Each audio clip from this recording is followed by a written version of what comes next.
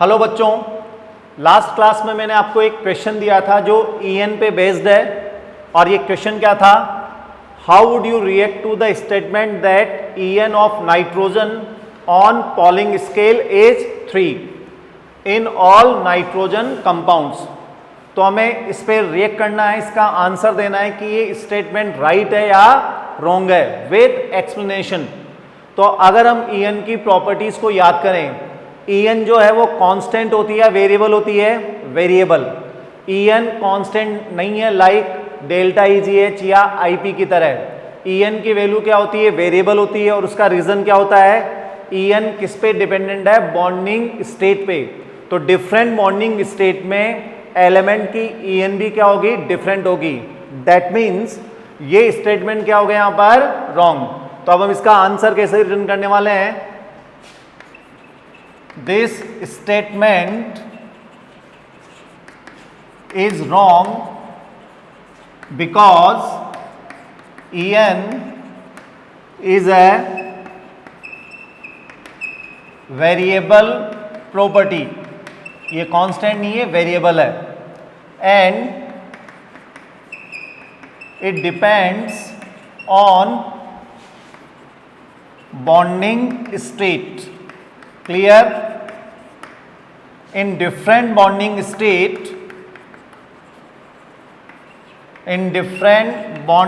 state, element has different values of EN. Clear है point. तो different bonding state में element के लिए EN की वैल्यू भी क्या होगी, डिफरेंट होगी। For example, triply bonded nitrogen is more electronegative than doubly bonded nitrogen and single bonded nitrogen. Clear है पॉइंट। तो इस क्वेश्चन का आंसर हमारे पास आ गया कि ये स्टेटमेंट रॉन्ग है। पॉलिंग स्केल पर नाइट्रोजन के ऑल कंपाउंड्स में EN वैल्यू 3 कांस्टेंट नहीं है, ये वैल्यू क्या होगी यहाँ पर, वेरिएबल होगी। और वेरिएबल क्यों है, क्योंकि डिफरेंट बॉन्डिंग स्टेट में EN वैल्यू भी क्या मिलेगी यहाँ पर, डिफरेंट। क्लियर। तो अभी तक हमने पीरियोडिक टेबल में मेन जो 4 पीरियोडिक प्रॉपर्टीज है उनको हमने कंप्लीट कर लिया है। फर्स्ट वन थी एटॉमिक साइज और radius, second one ionization potential और enthalpy, third one delta EGH और electron affinity, and fourth one electronegativity. अब आते हैं यहाँ पर रिमेनिंग पीरियोडिक प्रॉपर्टीज पर। रिमेनिंग पीरियोडिक प्रॉपर्टीज में जो 5th नंबर पर प्रॉपर्टी है, 5th पीरियोडिक प्रॉपर्टी,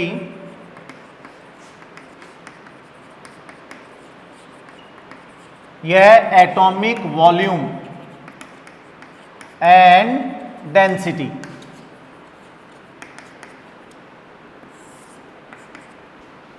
तो आज हम इस क्लास के स्टार्ट किससे कर रहे हैं, 5th पीरियोडिक प्रॉपर्टीज से, जिसका नेम है एटॉमिक वॉल्यूम एंड डेंसिटी। सबसे पहले आते हैं कि जो एटॉमिक वॉल्यूम और डेंसिटी है ये सिंगल एटम का कैरेक्टर नहीं है। ये किसका कैरेक्टर है, बल्क ऑफ एटम्स का। क्या मीनिंग हुआ इसका, अभी तक हमने एटॉमिक साइज देखा था, IP देखा था, इलेक्ट्रॉन गैन एंथैल्पी स्टडी की है, EN की है। ये किससे रिलेटेड है, सिंगल एटम से, चाहे वो आइसोलेटेड फ्री हो या बॉन्डिंग स्टेट में हो, जैसे EN में हमने देखा था।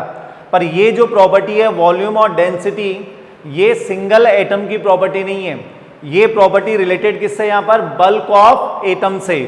तो सबसे पहले आते हैं यहाँ पर कि हम प्रॉपर्टीज को 2 टाइप में क्या कर सकते हैं यहाँ पर डिवाइड। वो 2 टाइप कौन कौन से हैं, एक तो होती है यहाँ पर माइक्रोस्कोपिक प्रॉपर्टीज और सेकंड वन होती है यहां पर मैक्रोस्कोपिक। माइक्रोस्कोपिक जो प्रॉपर्टीज है ये रिलेटेड किससे है, related to single atom. Clear, ये सिंगल एटम से रिलेटेड प्रॉपर्टीज होती है, तो हमने इनको नेम क्या दिया है, माइक्रो। अब आते हैं हमारे मैक्रोस्कोपिक, ये किससे रिलेटेड होती है, related to bulk of atoms। तो यहां पर एटम्स वन नहीं होंगे, यहां पर बहुत सारे होंगे। अब इसको बहुत इजीली हम अंडरस्टैंड कर सकते हैं, जैसे आपके पास एक आयरन का पीस है, क्लियर, और एक एल्यूमिनियम का पीस है। अब दोनों को अगर हम हैंड में लें, ठीक है, यहां पर दोनों की साइज सेम ली है हमने यहां पर, तो आपको ज्यादा हेवी कौन सा लगेगा? आयरन वाला पीस ज्यादा हेवी लगेगा, किसके कंपैरिजन में? एल्यूमिनियम के कंपैरिजन में।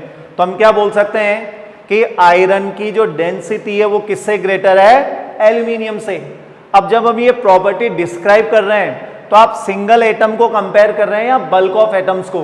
तो जब हम आयरन पीस और एल्यूमिनियम पीस हाथ में ले रहे हैं, दैट मीन्स ये सिंगल एटम नहीं है, ये क्या है यहां पर? बल्क ऑफ एटम्स, यहां बहुत सारे एटम्स है। तो ये जो प्रॉपर्टी है एटॉमिक वॉल्यूम और डेंसिटी, ये मैक्रोस्कोपिक प्रॉपर्टी है, दैट मीन्स ये बल्क ऑफ एटम्स की क्या होगी यहां पर? प्रॉपर्टी होगी। क्लियर है यहां पर? तो सबसे पहले हम ये डिफाइन कर रहे हैं कि atomic volume and density are macroscopic properties, that is properties of bulk of atoms। Clear है पॉइंट? तो ये हमने डिफरेंस किया है यहां पर। अभी तक जो हमने 4 प्रॉपर्टीज स्टडी किए उससे यहां पर ये क्या आ गया है? डिफरेंस, कि ये सिंगल एटम की प्रॉपर्टी नहीं है, वॉल्यूम और डेंसिटी ये बल्क ऑफ एटम्स की है। अब आते हैं यहां पर डेंसिटी, ऑलरेडी हमने स्टडी किया हुआ लोअर क्लासेस में। डेंसिटी को हम डिफाइन कैसे करते हैं? Mass upon volume. क्लियर? तो ये ऑलरेडी हमें पता है कि हम डेंसिटी डिफाइन कैसे करते हैं? मास अपॉन वॉल्यूम से। तो यहां पर जब हम एटॉमिक डेंसिटी डिफाइन करेंगे तो एटॉमिक डेंसिटी के लिए क्या जाएगा? Molar mass upon volume. Clear? तो मोलर मास का मीनिंग क्या हुआ यहां पर? 1 मोल का मास, और 1 मोल में एटम्स कितने होंगे? एवोगैड्रो नंबर के इक्वल, दैट इज 6.022 इंटू 10⁻23। तो ये डेफिनेशन से क्लियर हो गया कि ये प्रॉपर्टी सिंगल एटम से रिलेटेड नहीं है। सिमिलर वे में हम एटॉमिक वॉल्यूम को कैसे डिफाइन कर सकते हैं? Atomic volume equal to molar mass upon atomic density या ओनली डेंसिटी। तो आपके पास एटॉमिक डेंसिटी के लिए भी फॉर्मूला आ गया है, और ये हमने डिराइव किससे किया है? डेंसिटी से किया है। और एटॉमिक डेंसिटी से हमने किसका फॉर्मूला डिराइव किया है? एटॉमिक वॉल्यूम का। क्लियर है यहां पर? तो ये दोनों के फॉर्मूले हमारे पास आ गए हैं। अब हम क्या स्टडी करने वाले हैं कि पीरियोडिक टेबल में लेफ्ट टू राइट किसी पीरियड में या down the group top to bottom जाने पर डेंसिटी और वॉल्यूम में क्या चेंजेस आएंगे, प्रॉपर्टीज की जो वैल्यू है वो इंक्रीज होगी या डिक्रीज होगी। दैट मीन्स हम पीरियोडिसिटी इन डेंसिटी और वॉल्यूम को क्या करेंगे यहाँ पर? स्टडी। क्लियर? अब हम आते हैं periodicity in atomic volume and density. और सबसे पहले हम पीरियोडिसिटी किस में चेक कर रहे हैं यहाँ पर? पीरियड में। और पीरियड में भी सबसे पहले क्या देख रहे हैं हम? Atomic density. अब हम डेंसिटी को बहुत इजीली याद रख सकते हैं, और उसकी ट्रिक क्या है? तो अगर हम ट्रिक के बेसिस पे याद रहेंगे तो कभी आप भूलेंगे भी नहीं कि डेंसिटी में लेफ्ट टू राइट पीरियड में मूव करने पर क्या चेंजेस आ जाएगा। अब ये ट्रिक क्या है? हमें पता है कि पीरियोडिक टेबल में लेफ्ट हैंड साइड सबसे पहले आपको क्या मिलने वाले हैं? S block metals. Clear? Middle में क्या मिलेंगे? D block metals. क्लियर? और right hand side P block में हमें क्या मिलने वाले हैं? Non metals. जनरली सारे तो नहीं मिलेंगे, पर जनरली यहां पर आपको क्या मिलेंगे? यहां पर नॉन मेटल्स। क्लियर है यहां पर? तो हमारा आंसर अब यहीं से आ जाएगा। एस ब्लॉक मेटल्स को हम क्या बोलते हैं? लाइट मेटल्स, क्योंकि इनकी डेंसिटी क्या होती है? लो होती है। तो ये लाइट मेटल्स नेम होता है एस ब्लॉक मेटल्स का। और जो डी ब्लॉक मेटल्स हैं इनको हम क्या बोलते हैं? यहां पर हेवी मेटल्स। अगर आप वैसे भी देखें डी ब्लॉक में आयरन, कोबाल्ट, निकल, मैग्नीज है, और एस ब्लॉक में सोडियम, पोटेशियम, मैग्नीशियम। तो ये बहुत लाइट होती है वेट में, तो ये लाइट मेटल्स और ये हेवी मेटल्स। तो अब इसी से हमारे पास आंसर आ गया है। अगर हम लेफ्ट टू राइट मूव करेंगे तो इनिशियली क्या होगा, एटॉमिक डेंसिटी, सबसे पहले हम डेंसिटी को चेक कर रहे हैं, तो एटॉमिक डेंसिटी क्या होगी यहाँ पर, इंक्रीज। क्लियर। जब हम मिड तक आ जाएंगे, मिड का मीनिंग क्या हुआ, पीरियोडिक टेबल का डी ब्लॉक, यहां पर एटॉमिक डेंसिटी आपको क्या मिलेगी, मैक्सिमम, क्योंकि यहां पर आपको क्या मिल रही है, यहां पर हेवी मेटल्स। अगर हम मेटल और नॉन मेटल को कंपेयर करें तो किसकी डेंसिटी जनरली हाई होगी, मेटल्स की। दैट मीन्स मिड के बाद जैसे ही हम पी ब्लॉक में जाएंगे और नॉन मेटल्स आपको मिलेगी, एटॉमिक डेंसिटी क्या होगी यहां पर, डिक्रीज। तो इनिशियली इंक्रीज है, मिड में मैक्सिमम है, और लास्ट में जाके वैल्यू क्या होगी यहां पर, डिक्रीज। क्लियर यहां पर। तो हमारे पास क्या वेरिएशन आया, atomic density in a period increases first, clear, becomes maximum in mid, और मिड का मीनिंग यहां पर किससे है, डी ब्लॉक से, and then decreases in last, और यहां लास्ट का मीनिंग किससे है, पी ब्लॉक। क्लियर है पॉइंट। तो हमने बहुत इजीली इसका आंसर फाइंड आउट कर लिया कि एटॉमिक डेंसिटी में किसी भी पीरियड के अलोंग क्या चेंज आएगा। क्लियर। आगे आते हैं, अब हमें आंसर किसके लिए देना है, periodicity in atomic volume in a period. तो अब हमें पीरियोडिसिटी को चेक करना है एटॉमिक वॉल्यूम के लिए। इसका आंसर कैसे देने वाले हैं, तो डेंसिटी और अगर हम वॉल्यूम को रिलेट करें तो डेंसिटी और वॉल्यूम एक दूसरे के क्या होंगे, यहां पर इनवर्सली प्रोपोर्शनल। क्लियर है यहां पर। तो ये एक दूसरे के अपोजिट है। दैट मीन्स जो लाइंस हमने किसके लिए रिटर्न की है, डेंसिटी के लिए, उन्हीं लाइंस को क्या कर दें, रिवर्स। तो हमारे पास आंसर किसके लिए आ जाएगा, एटॉमिक वॉल्यूम के लिए। क्लियर। तो एटॉमिक वॉल्यूम के लिए क्या होगी periodicity, on moving left to right in a period, atomic volume decreases. हम लाइंस को रिवर्स कर रहे हैं, पहले क्या आ रहा था, इंक्रीजेज, अब हम क्या रिटर्न करें यहां पर, डिक्रीजेज फर्स्ट, उसके बाद बिकम्स मिनिमम इन मिड, और यहां पर मिड का वही क्या मीनिंग है, d block, and then increases in last, और लास्ट का मीनिंग किससे होगा, पी ब्लॉक से। क्लियर हो गया यहां पर। तो हमने एटॉमिक डेंसिटी और वॉल्यूम की पीरियोडिसिटी को स्टडी किया है पीरियड्स में। क्लियर है यहां पर। और इसको आपको ट्रिक बेसिस पे याद रखना है, ताकि ये रटना नहीं पड़ेगा आपको, ये बहुत इजीली याद रह जाएगा। क्या ट्रिक है याद रखनी है, तो सबसे पहले आपको माइंड में डेंसिटी को याद रखना है। एस ब्लॉक मेटल्स लाइट है, डी ब्लॉक मेटल्स हेवी है, और उसके बाद जो नॉन मेटल्स मिलेगी हमें पी ब्लॉक में, वो लाइट होगी किसके कंपैरिजन में, मेटल्स के कंपैरिजन में। तो इनिशियली डेंसिटी इंक्रीज होगी, मिड में जहां पर आपको हेवी मेटल्स मिलेंगे मैक्सिमम, और उसके बाद क्या होगी यहां पर वैल्यू क्या होगी, डिक्रीज। और इसी लाइन को रिवर्स किसके लिए कर देंगे हम, वॉल्यूम के लिए। इनिशियली डिक्रीज, मिड में मिनिमम, और पी ब्लॉक में जब हम जाएंगे तो वैल्यू अगेन क्या हो जाएगी यहां पर, इंक्रीज। क्लियर। अब हम आते हैं यहां पर एटॉमिक वॉल्यूम और डेंसिटी का ग्रुप में क्या वेरिएशन रहेगा। क्लियर। अब हम आते हैं यहां पर periodicity in a group related to atomic volume. तो एटॉमिक वॉल्यूम में डाउन द ग्रुप जाने पर क्या चेंज आएगा, इसका हमें आंसर किससे मिलेगा, डाउन द ग्रुप जाने पर एटॉमिक साइज या रेडियस क्या होगी यहां पर, इंक्रीज। और साइज डायरेक्टली रिलेटेड किससे है? वॉल्यूम से। That means down the group जाने पर अगर साइज इंक्रीज होगी तो वॉल्यूम भी क्या होगा यहाँ पर? इंक्रीज। क्लियर है यहाँ पर? तो हमने ग्रुप में वॉल्यूम को रिलेट किससे किया है? एटॉमिक साइज से या रेडियस से। तो क्या आंसर आया ग्रुप में? On moving top to bottom in a group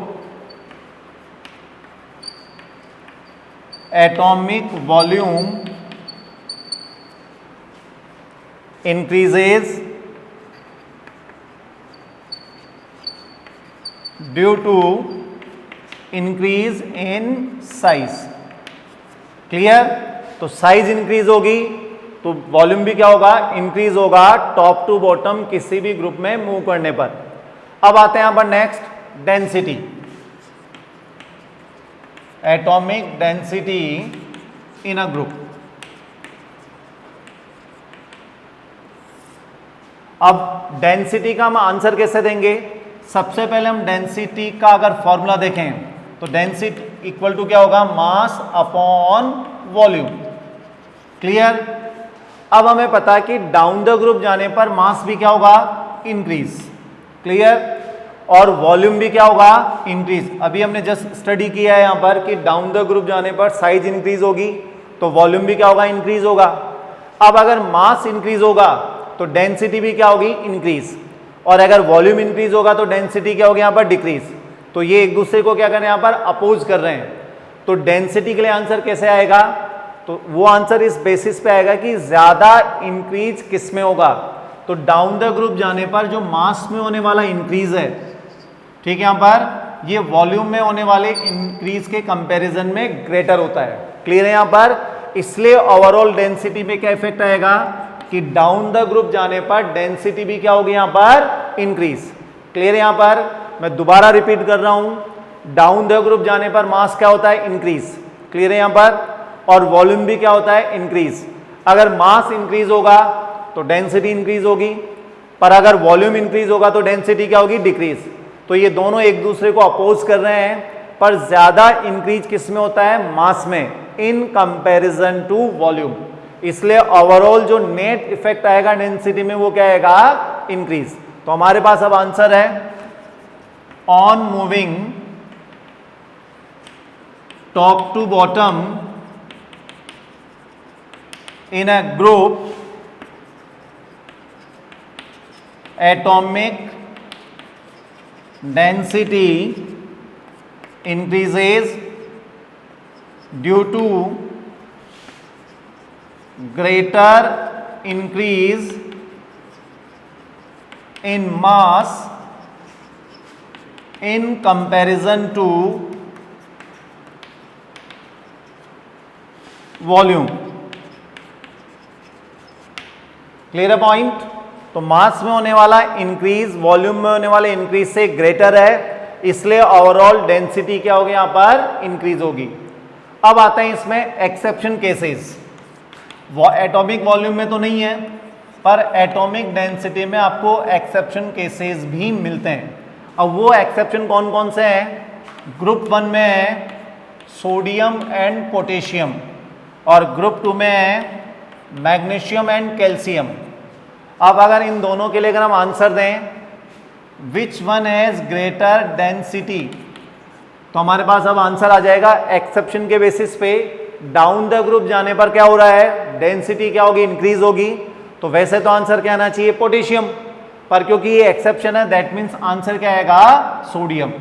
similarly magnesium और कैल्शियम को कंपेयर करें, डाउन द ग्रुप वही डेंसिटी क्या होगी? इंक्रीज, पर ये एक्सेप्शन का पार्ट है तो आंसर क्या आएगा यहां पर? मैग्नीशियम। अब हम आते हैं इसके एक्सप्लेनेशन वाले पार्ट पर कि इन 2 केसेस में एक्सेप्शन क्यों आया, या सोडियम और मैग्नीशियम की जो डेंसिटी है वो पोटेशियम और कैल्शियम से ग्रेटर क्यों है। तो अगर हम इसका आंसर सर्च करें तो हमें आंसर मिलेगा किसमें? इलेक्ट्रॉनिक कॉन्फ़िगरेशन में। तो सबसे पहले हम क्या रिटर्न कर रहे हैं? इनके इलेक्ट्रॉनिक कॉन्फ़िगरेशन। सोडियम का electronic configuration 1s2, 2s2, 2p6 and 3s1। Clear?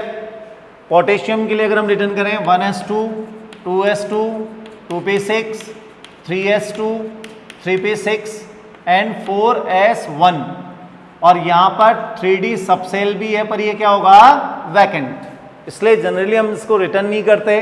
पर अगर थर्ड शेल पोटेशियम में आ गया है दैट मीन्स यहाँ पर वैकेंट डी सबसेल प्रेजेंट होंगे।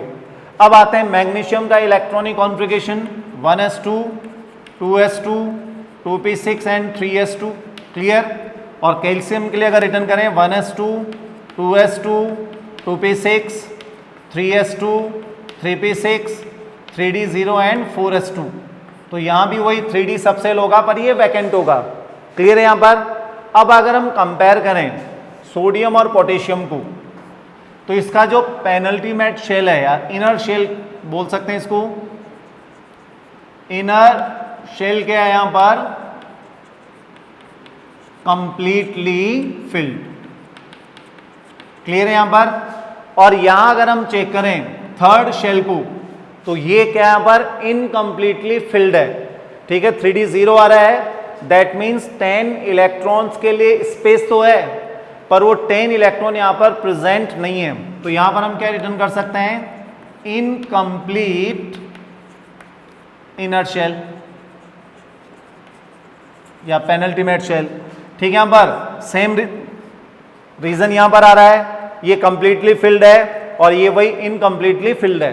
तो इससे इफेक्ट क्या आएगा, अगर 3D सबसेल में 10 इलेक्ट्रॉन होते, अगर हम सपोज करें हाइपोथेटिकल सिचुएशन लें कि 3D सबसेल में अगर हम क्या फिल कर दें यहाँ पर 10 इलेक्ट्रॉन्स, स्पेस तो है, ठीक है, यहाँ पर वैकेंट स्पेस आपके पास अवेलेबल है पर इलेक्ट्रॉन रियलिटी में एब्सेंट है।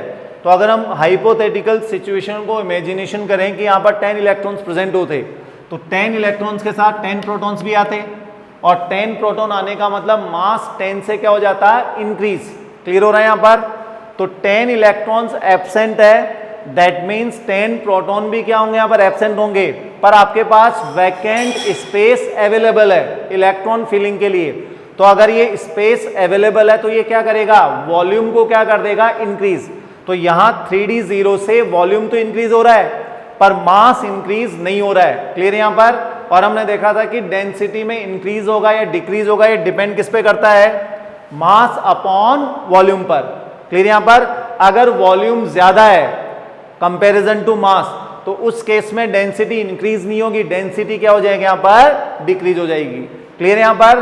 तो हमारे पास अब आंसर आ गया है कि ये दोनों एग्जाम्पल एक्सेप्शन का पार्ट क्यों है। तो हम क्या एक्सप्लेनेशन दे सकते हैं, sodium and magnesium have greater density than potassium and calcium respectively because potassium and calcium contain incomplete filled penultimate shell which is 3d0 and it increases atomic volume। Clear है यहां पर। And consequently decrease in atomic density। तो atomic volume increase होने का effect finally किस पे आएगा, density पर, और डेंसिटी पोटेशियम और कैल्शियम की क्या हो जाएगी यहां पर डिक्रीज। क्लियर है यहां पर। तो फाइनली अगर मुझे वन लाइन में आंसर देना तो इसका आंसर क्या होगा, incomplete filled penultimate shell of potassium and calcium which decreases their atomic density। Clear है यहां पर। तो हमने एटॉमिक वॉल्यूम और डेंसिटी को कंप्लीट कर लिया है। क्लियर है यहां पर। इसकी पीरियोडिसिटी को भी हमने स्टडी किया है और जो ट्रिक मैंने आपको बताई थी पीरियड और ग्रुप में, उसी ट्रिक के बेसिस पे आपको दोनों की पीरियोडिसिटी को लर्न करना है। क्लियर। अब हम आते हैं नेक्स्ट पीरियोडिक प्रॉपर्टी पर, melting point MP and boiling point BP। सबसे पहले हम आते हैं यहाँ पर कि मीनिंग क्या है मेल्टिंग पॉइंट का और बॉइलिंग पॉइंट का। तो जनरली आपको ये पता भी है मेल्टिंग पॉइंट का मीनिंग क्या है, temperature at which any solid substance changes into liquid state. वो टेम्परेचर पॉइंट जिस पर कोई भी सब्सटेंस सॉलिड से कन्वर्ट किस में होता है, यहाँ पर लिक्विड स्टेट में। तो अगर कोई भी सब्सटेंस इस टेम्परेचर पॉइंट पे मेल्ट हो रहा है वही उसका क्या हो जाएगा, melting point. Like water, water के लिए मेल्टिंग पॉइंट की वैल्यू कितनी होती है, 0 डिग्री। 0 डिग्री पर आइस वाटर में क्या हो जाता है, चेंज। तो 0 डिग्री वाटर का क्या हुआ, मेल्टिंग पॉइंट। अब यहां पर आते हैं कि मेल्टिंग पॉइंट एक्चुअल में डिपेंड किस पे करेगा।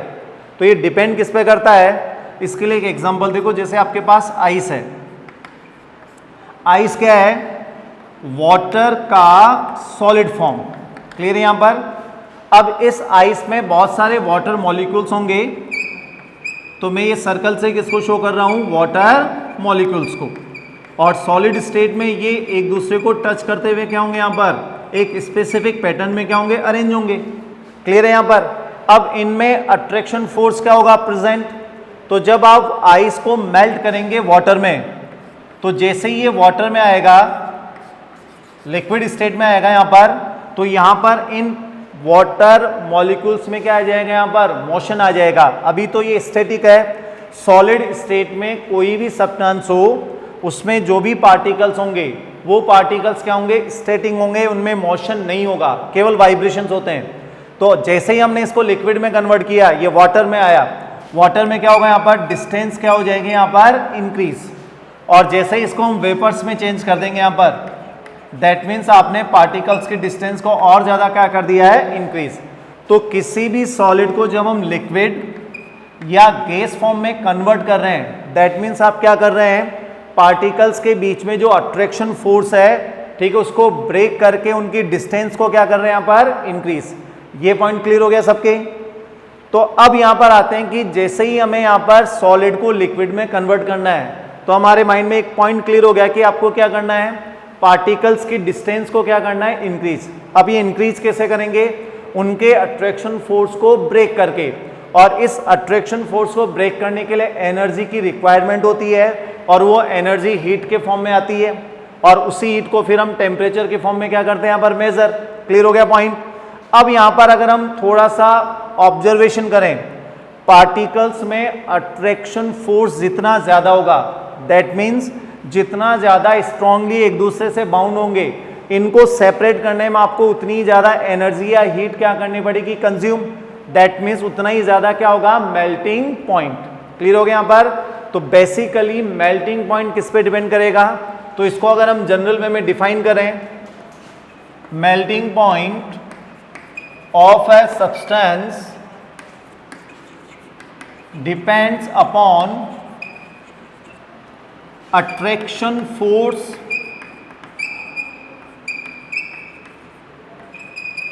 existing between constituents particles।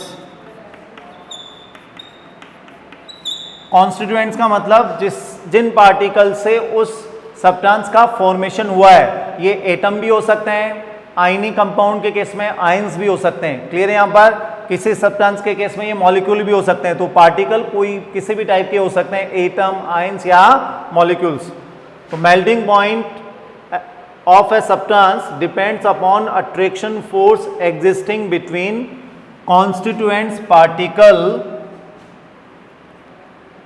In solid state. Clear है यहां पर।